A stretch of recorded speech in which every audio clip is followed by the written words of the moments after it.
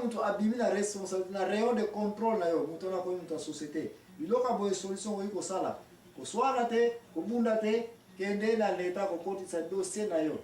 et na OPG police na baba dans système à police kende na niveau ya juge na baba huyo ke na tribunal kende ko funda situation ndenge ezali leta azwa contrôle ya situation wana mais situation oyo lobaki na te biloko besoki ngape na ko swala bona ko bunda na ko benga ndeko na ona ebi ko lobaya pe aswana sayo biloko nde yango oza komona ete na balabala na biso na bakartier na biso barespect ekomi kozanga na parce ke bato bazolinga korépondre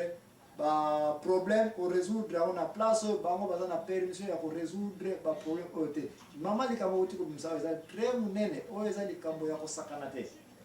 okoti kotushe nzoto ya mutu te okoki kotushe lupango ya mutu te okoki kotushe société te soki oleki na leta te meme nzambe ayebi yango yango wana nzambe atia bajuge yango wana nzambe apesa permission na leta akontrolaka biso bato ya mokili likambo oyo eza na rien à voir na famille eza na rien à voir na mayele na yo mais eza à voir na bato bayebi législation bato bayebi loi ya leta leta iloko boye kotisa yango na leta yo responsabilité oza nango ya bato baya kosenga mungwa ya bato baya kosenga yo omoni ete olingi na yo lisusu te kanga porte na yo refuse bato oyo komisa bango baennemi te metindika bango na mosika bakipe ya bango yo mpo okipe ya nini ya yo parce que awa tokomi na péché lisusu te me tokomi na provocation ya envie esili kokota est-ce que toyokani bien mama ya likambo mpo oluka kimia na bato baye kolukela désordre na bato ya société il faut ko se dissocier na bango kodissocier signifie kokabola yo na bango moto na moto akipe ya ye mais soki emati na degré ezaliki ekomi koprovoke yo ekomi kokotisa koswana na matata oyo ezaliki kobunda ekoki kokota kozwa solution te solution na ya yo te kobunda kobenga bakatie bayo na place na moto wana soki akufi yo kaka moto kofuta yango masumu yango ekoti lisusu leta mutu akataka babiloko ya boye toyokani yango tokozwa ngai l'impresario Joachim eza mwana kotuna susu mama Ani touti koloba na famille touti koloba ya société est-ce que oza suna mutu na musu concernant ba relation ya mutu na vie kobosana te relation ya mutu na vie ezali ye na famille ye na société ye na travail musala ye na église à part ba relation oyo peut-être mutu na nature lisusu pe ezali okoloba susu mutu na nature tokobakisa wana 5e cas lisusu merci ndeko kokeni musika te l'impresario Joachim Zambwana azali ko répondre ba question ya mama Anina oyo tosili kozala na internet merci mutu kokeni musika te tozonga lisusu awa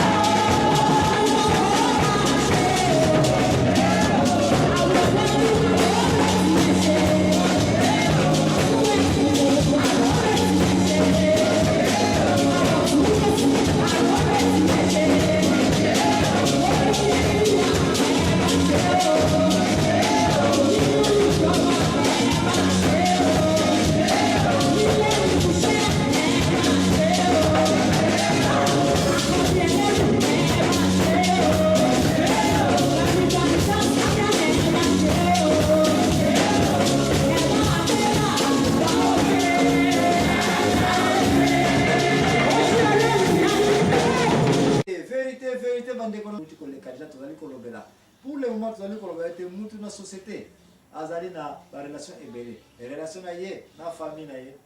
relation na ye na nani na société communauté avandaka relation ya mutu na nani na église relation ya mutu na musala relation ya mutu na nature pe mama ani tozuti kolobela déjà ya wapi ya mutu na famille ya mutu na société siko za suna oyo olinyi ko za na ba question ngo poser iya nexi mutu na musala ou bien kishere como le kana musala you know wana suse ozala ou bien patron chef na zulu kona na ki makangu yo lingi na yote bo soki o lingite au bien ko longola yo musala yango lelaka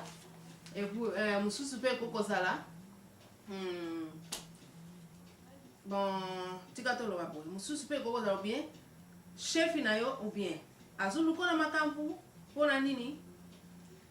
compagnie weza yete donc aza chef na me compagnie weza yete ou bien akomo luko kana makambu ozo sala nyonso ba musala na yo ozo sala raison ni azulu kona makambu bon azulu ko kana makambu bien alinga ka olonga place wana kana pe bien na ebite soki pona nini ali ko longa musala ya azulu kona makambu o place musala relation za ka moko bila ka mbongo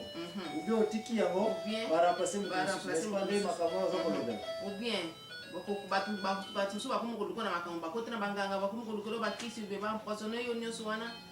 bon yo soko omoni nini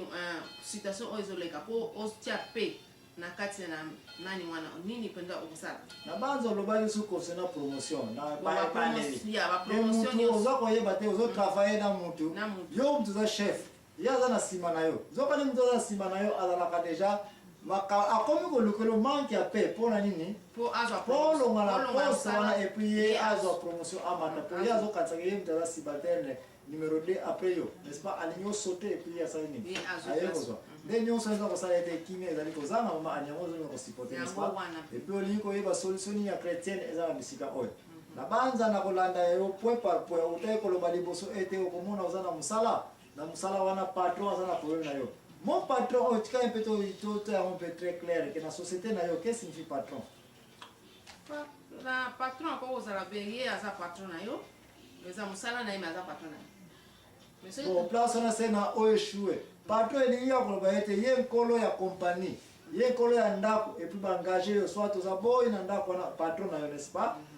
ou bien compagnie oyo ye moko acréé yango epuis aza koengage bato moto wana bimi nani patron n'est-ce pas donc aza na pouvoir ya 100% nde yango wana tolingi to éclaircir parce que différence ali entre chef na patron chef oyo kozala par exemple osalaka na compagnie moko ya monene compagnie yango toyebi te soit ya l'état ou bien zwaka kaka société ya monene epuis badirecteur bazali bapdg bazali bainspecteur bazali bato ya promotion ndenge na ndenge bazali mais est-il que oza na se ya contrôle ya mutu wana aza chef mutu wana oyi kobenge patron te parce que aza na pouvoir ya kolongola yo te ifo ke na bakanal ebele avant autorisation ya korevoke mutu ekota badeso bato ebele nde yango na lingi toyokana un peu entre patron na chef toyokani bien epuis olobi so makambo promotion mutu aza chef na yo mutu aza na nsima alingi kozwa poste wana toyoti kolobi yango déjà réponse na eza ya numéro 1 ya patron oyebi ke aza boss ye nde nkolo ya compagnie ye nkolo ya ndako aengage yo epuis olobi ete oza mwana mwasi akomi kolukoli na makambo na alobaki yango dès le départ ke chaque fois so omoni place kimia eza kozanga tokokende nulle part sinoki koanalyse ka nde makambo mpona péché ou bien envie mpona nini péché na envie parce que tozongaki na source na bango balandi biso déjà tobandaki na jardin d'Eden Adam na Eve ata basali péché kimia ekimi même si ye na Eve bazali nango na paix me banyama kimia ekimi bango banga balio bakomi koatake biloko ya ndenge wana toye mpe komona na kati ya jardin d'Eden Abel na Kayin bakomaki nini kolula ekotaki ekumbaki nini kufa nde place oyo tozali yango tolobiki na mokili tokende nulle part